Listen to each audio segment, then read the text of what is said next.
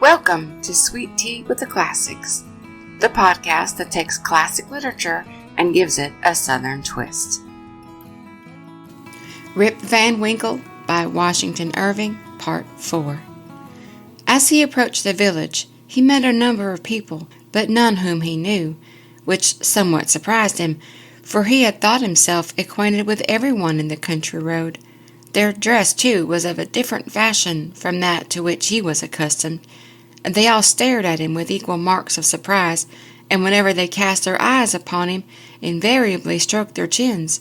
The constant reoccurrence of this gesture induced Rip involuntarily to do the same, when, to his astonishment, he found his beard had grown a foot long. He had now entered the skirts of the village.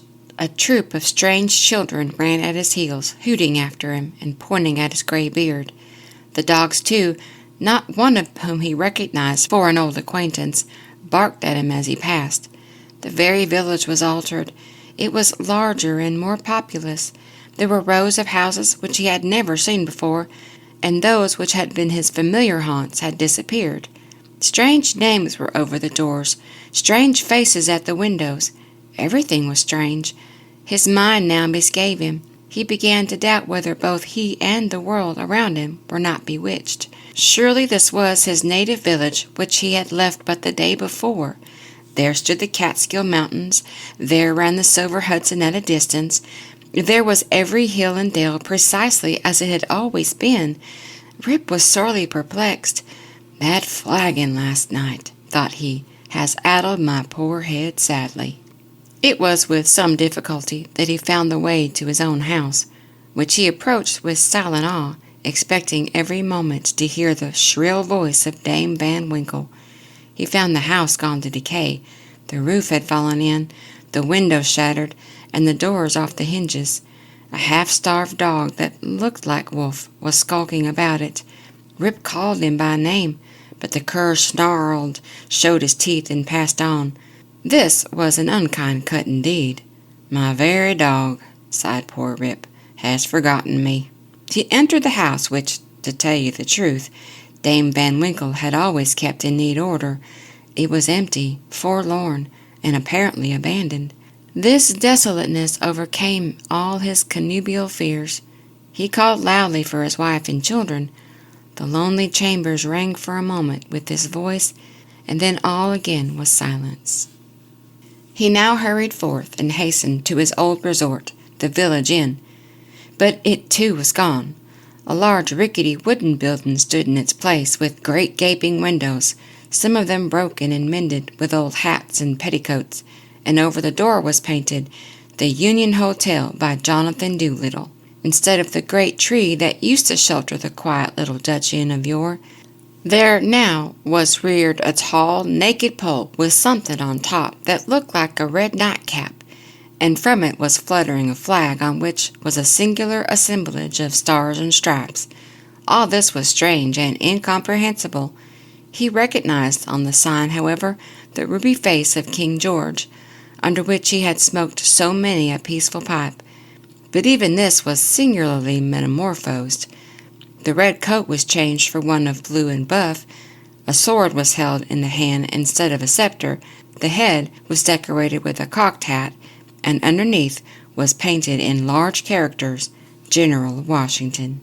There was, as usual, a crowd of folk about the door, but none that Rip recollected. The very character of the people seemed changed. There was a busy, bustling, disputatious tone about it, instead of the accustomed phlegm and drowsy tranquillity. He looked in vain for the sage Nicholas Vedder, with his broad face, double chin, and fair long pipe, uttering clouds of tobacco smoke instead of idle speeches, or Van Bummel, the schoolmaster, doling forth the contents of an ancient newspaper. In place of these, a lean, bilious-looking fellow with his pockets full of handbills was haranguing vehemently about rights of citizens, elections, members of Congress, liberty, Bunker's Hill, heroes of '76, and other words which were a perfect Babylonish jargon to the bewildered Van Winkle. The appearance of Rip, with his long grizzled beard, his rusty fowling piece, His uncouth dress and an army of women and children at his heels soon attracted the attention of the tavern politicians. They crowded round him, eyeing him from head to foot with great curiosity. The orator bustled up to him, and drawing him partly aside, inquired on which side he voted. Rip stared in vacant stupidity. Another short but busy little fellow pulled him by the arm, and rising on tiptoe, inquired in his ear whether he was Federal or Democrat. Rip was equally at a loss to comprehend the question, when a knowing, self-important old gentleman in sharp cocked hat made his way through the crowd, putting them to the right and left with his elbows as he passed, and planting himself before Van Winkle, with one arm akimbo, the other one resting on his cane, his keen eyes and sharp hat penetrating, as it were, into his very soul, demanded in an austere tone what brought him to the election with a gun on his shoulder and a mob at his heels, and whether he meant to breed a riot in the village. "Alas, gentlemen," cried Rip, somewhat dismayed, "I am a poor quiet man, a native of the place, and a loyal subject of the king, God bless him." Here a general shout burst from the bystanders. "A Tory! A Tory! A spy! A refugee! Hustle him! Away with him!" It was with great difficulty that the self-important man in the cocked hat restored order, and having assumed a tenfold austerity of brow, demanded again of the unknown culprit what he came there for, and whom he was seeking. The poor man humbly assured him that he meant no harm, but merely came there in search of some of his neighbors who used to keep about the tavern. "Well, who are they? Name them." Rip bethought himself a moment and inquired, "Where's Nicholas Vedder?" There was a silence for a little while, when an old man replied in a thin, piping voice, "Nicholas Vedder? Why, he's dead and gone these 18 years. There was a wooden tombstone in the churchyard that used to tell all about him, but that's rotten and gone too." "Where's Brom Dutcher?" "Oh, he went off to the army in the beginning of the war. Some say he was killed in the storming of Stony Point. Others say he was drowned in a squall at the foot of Anthony's Nose. I don't know. He never came back again." "Where's Van Bummel, the schoolmaster?" "He went off to the wars too. Was a great militia general, and is now in Congress." Rip's heart died away at hearing those sad changes in his home and friends, and finding himself thus alone in the world. Every answer puzzled him too, by treating of such enormous lapses of time, and of matters which he could not understand. War, Congress, Stony Point. He had no courage to ask after any more friends, but cried out in despair, "Does nobody here know Rip Van Winkle?" "Oh, Rip Van Winkle!" exclaimed two or three. "Oh, to be sure, that's Rip Van Winkle yonder, leaning against the tree." Rip looked, and beheld a precise counterpart of himself as he went up the mountain, apparently as lazy and certainly as ragged. The poor fellow was now completely confounded. He doubted his own identity, and whether he was himself or another man. In the midst of his bewilderment, the man in the cocked hat demanded who he was and what was his name. "God knows," exclaimed he, at his wit's end. "I'm not myself. I'm somebody else. That's me yonder. No, that's somebody else got into my shoes. I was myself last night, but I fell asleep on the mountain, and they've changed my gun, and everything's changed. I can't tell what's my name or who I am." The bystanders began now to look at each other, nod, wink significantly, and tap their fingers against their foreheads. There was a whisper also about securing the gun and keeping the old fellow from doing mischief, at the very suggestion of which the self-important man in the cocked hat retired with some precipitation. At this critical moment, a fresh, comely woman pressed through the throng to get a peep at the gray-bearded man. She had a chubby child in her arms, which, frightened at his looks, began to cry. "Hush, Rip," cried she. "Hush, you little fool. The old man won't hurt you." The name of the child, the air of the mother, the tone of her voice, all awakened a train of recollections in his mind. "What is your name, my good woman?" asked he. Judith Gardiner. And your father's name? Ah, poor man. Rip Van Winkle was his name. But it's 20 years since he went away from home with his gun, and never was heard of since. His dog came home without him, but whether he shot himself or was carried away by the Indians, nobody can tell. I was then but a little girl.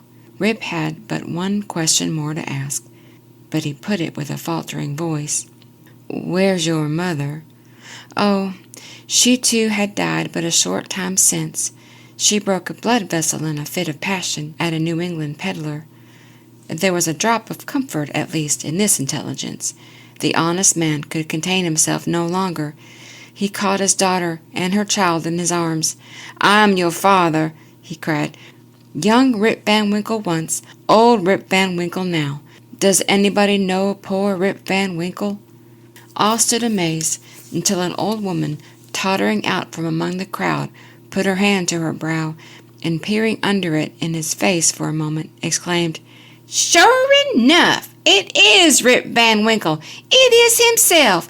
Welcome home again, old neighbor. Why, where have you been these 20 long years? Rip's story was soon told, for the whole 20 years had seemed to him but one night.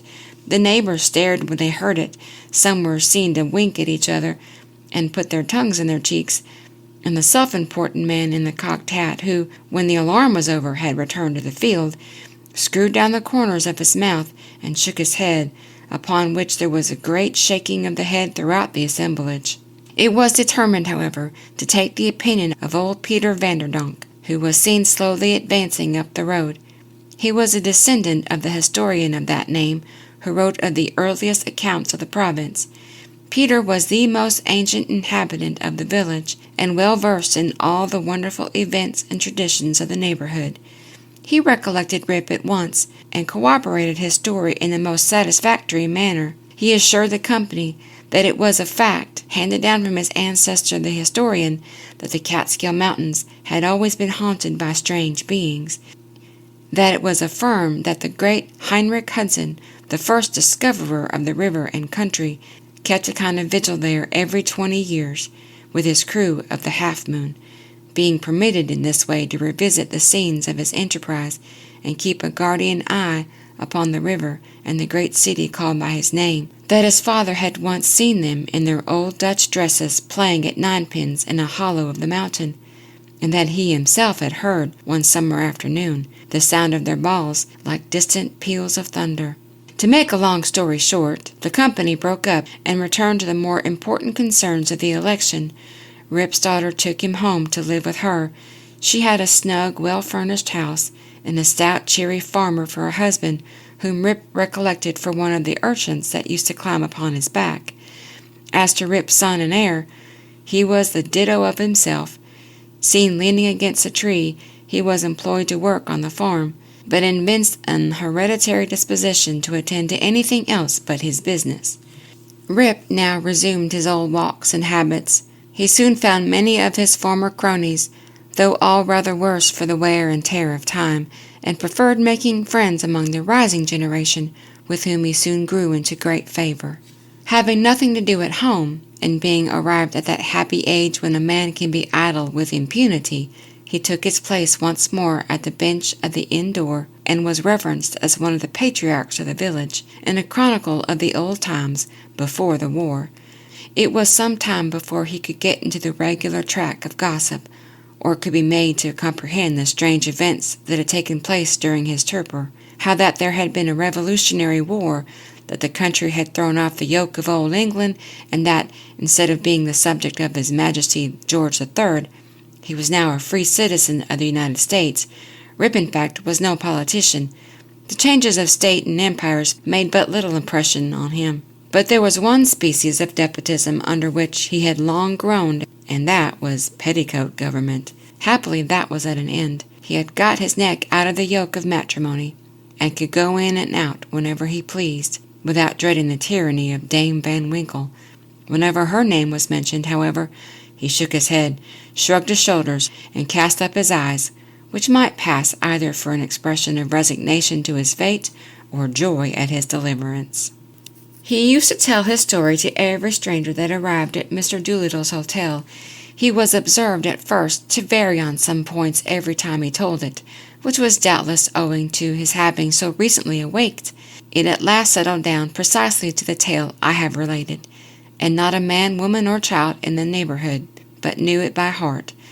Some always pretended to doubt the reality of it, and insisted that Rip had been out of his head, and that this was one point on which he always remained flighty. The old Dutch inhabitants, however, almost universally gave it full credit. Even to this day, they never hear a thunderstorm of a summer afternoon about the Catskill, but they say that Heinrich Hudson and his are at their game of ninepins, and it is a common wish of all henpecked husbands in the neighborhood that when life hangs heavy on their hands, that they might have a quieting draught of Rip Van Winkle's flagon. Note: the foregoing tale, one would suspect, had been suggested by Mr. Knickerbocker by a little German superstition about the Emperor Frederick der Rothbart and the Kyphauser Mountain. The subjoined note, however, which he had appended to the tale, shows that this is an absolute fact, narrated with his usual fidelity. The story of Rip Van Winkle may seem incredible to many, but nevertheless I give it my full belief, for I know the vicinity of our old Dutch settlements to have been very subject to marvelous events and appearances. Indeed, I have heard many stranger stories than this in the villages along the Hudson, all of which were too well authenticated to admit of a doubt. I have even talked with Rip Van Winkle myself, who, when I last saw him, was a very venerable old man, and so perfectly rational and consistent on every other point, that I think no conscientious person could refuse to take this into the bargain. Nay, I have seen a certificate on the subject taken before a country justice and signed with a cross, in the justice's own handwriting. The story, therefore, is beyond the possibility of doubt. D.K. Postscript.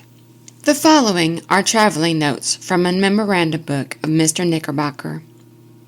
The Cattsburg, or Catskill Mountains, have always been a region full of fable.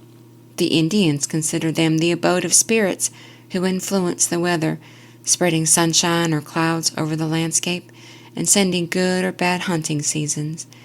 They were ruled by an old squaw spirit, said to be their mother.